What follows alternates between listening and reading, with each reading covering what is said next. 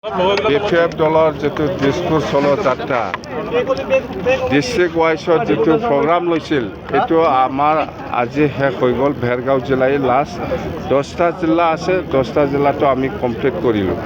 আৰু উদ্দেশ্য সেইটোৱেই যে আমি সকলো জাতি জনগোষ্ঠীক লৈ পেলাই আমি একেলগে মিলি পেলাই দিছপুৰত 15জন MLA পঠাব লাগে NDA হিচাপে।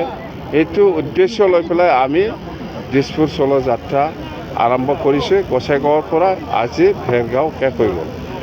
তো আমি যিখিনি ডিষ্ট্ৰিক্ট ৱাইজ দিছপুৰ চলো যাত্ৰা কৰিছে সেইটো পজিটিভ, খুব ভাল ৰেছপন্স পাইছে। সকলো জাতি জনগোষ্ঠী ওলাই আহিছে।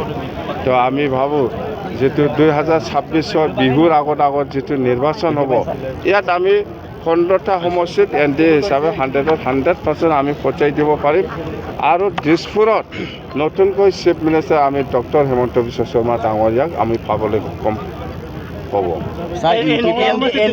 NDAৰ আচলতে সহযোগী দল বিজেপিৰ দুজনকৈ কালি ডিষ্ট্ৰিক্ট সভাপতি আপোনাৰ যোগদান কৰিছে, আজি মণ্ডল সভাপতিয়ে যোগদান কৰিছে। আচলতে বিজেপি চাপাই অভিযান নেকি?